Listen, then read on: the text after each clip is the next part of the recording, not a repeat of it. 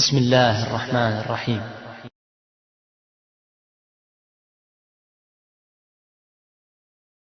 اس video میں نبی کریم صلی اللہ علیہ وآلہ وسلم کی مدینہ منورہ کے متعلق 7 احادیث مبارکہ ہیں۔ آخر تک دیکھیے اور جانیے کہ ہمارے نبی صلی اللہ علیہ وآلہ وسلم نے مدینہ منورہ کے متعلق کیا فرمایا۔ نمبر 1، مدینہ میں کھوٹے کھرے کی پہچان۔ حضرت ابو ہریرہ رضی اللہ تعالیٰ عنہ سے روایت ہے کہ حضرت صلی اللہ علیہ وآلہ وسلم نے فرمایا، ایک ایسے شہر میں ہجرت کا حکم ہوا ہے جو دوسرے شہروں کو کھا لے گا، یعنی سب کا سردار بنے گا۔ منافقین اسے یثرب کہتے ہیں، لیکن اس کا نام مدینہ ہے۔ وہ برے لوگوں کو اس طرح باہر کر دیتا ہے جس طرح بھٹی لوہے کے زنگ کو نکال دیتی ہے۔ آگے بڑھنے سے پہلے آپ نے ابھی تک اگر ہمارے چینل کو سبسکرائب نہیں کروایا تو ضرور کروا لیں تاکہ قرآن و حدیث کی نئی آنے والی ویڈیوز سے اپڈیٹ رہ سکیں۔ اس ویڈیو کو ضرور لائک اور شیئر کریں۔ مدینہ منورہ کا تعارف۔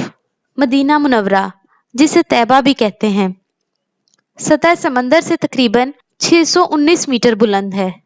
یہ شہر مکہ المکرمہ سے شمال کی جانب 260 میل کے فاصلے پر واقع ہے اور ملک عرب کے صوبہ حجاز میں بالحاظ آبادی دوسرے نمبر پر ہے۔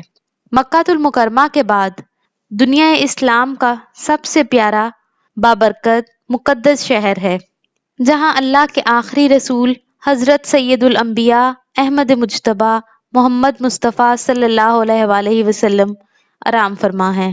ہجرت سے پہلے یہ شہر یثرب کے نام سے موسوم تھا۔ قرآن مجید میں بھی یہ نام سورہ احزاب میں آیا ہے۔ حضرت ابو ہریرہ رضی اللہ تعالیٰ عنہ فرمایا کرتے تھے، اگر میں مدینہ میں ہرن چرتے ہوئے دیکھوں تو انہیں کبھی نہ چھیڑوں، کیونکہ رسول اللہ صلی اللہ علیہ وآلہ وسلم نے فرمایا تھا کہ مدینے کی زمین دونوں پتھریلے میدانوں کے بیچ میں حرم ہے۔ حرم مدینہ شریف کا بیان۔ اندازاً 12 میل تک مدینہ منورہ کی حد حرم ہے، جس کے اندر شکار کرنا، درخت اکھاڑنا، گھاس اکھاڑنا حرام ہے۔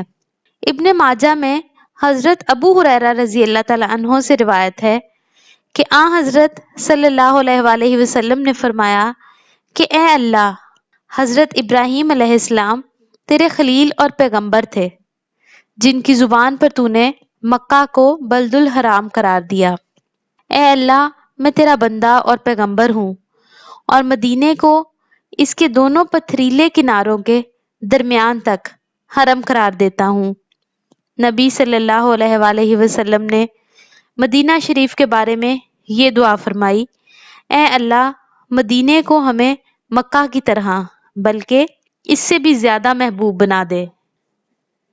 سفیان بن ابی ظہیر رضی اللہ تعالیٰ عنہ نے بیان کیا کہ میں نے رسول اللہ صلی اللہ علیہ وآلہ وسلم سے سنا کہ آپ صلی اللہ علیہ وآلہ وسلم نے فرمایا کہ یمن فتح ہوگا تو کچھ لوگ اپنی سواریوں کو دوڑاتے ہوئے لائیں گے اور اپنے گھر والوں کو اور ان کو جو ان کی بات مان جائیں گے سوار کر کے مدینے سے واپس یمن کو لے جائیں گے۔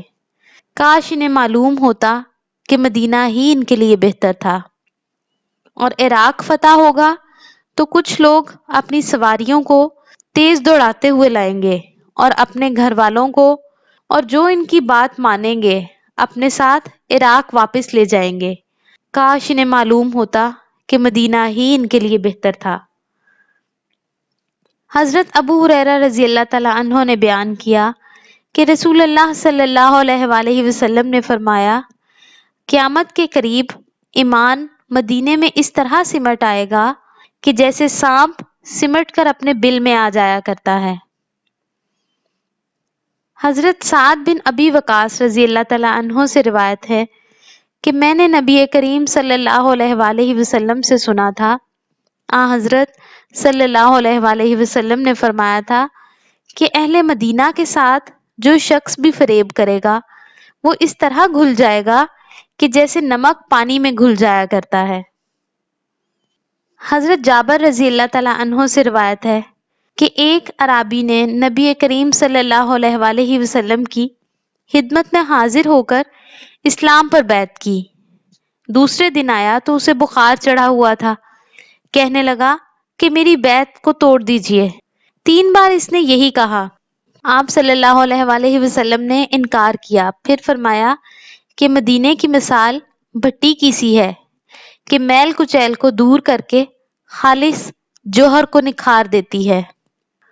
حضرت انس رضی اللہ تعالیٰ عنہ سے روایت ہے کہ بنو سلمہ نے چاہا کہ اپنے دور والے مکانات چھوڑ کر مسجد نبوی سے قریب اقامت اختیار کر لیں، لیکن رسول اللہ صلی اللہ علیہ وآلہ وسلم نے یہ پسند نہیں کیا کہ مدینے کے کسی حصے سے بھی رہائش ترک کی جائے۔ آپ صلی اللہ علیہ وآلہ وسلم نے فرمایا، اے بنو سلمہ، تم اپنے قدموں کا ثواب نہیں چاہتے؟ چنانچہ بنو سلمہ نے اپنی اصل اقامت گاہ ہی میں رہائش باقی رکھی۔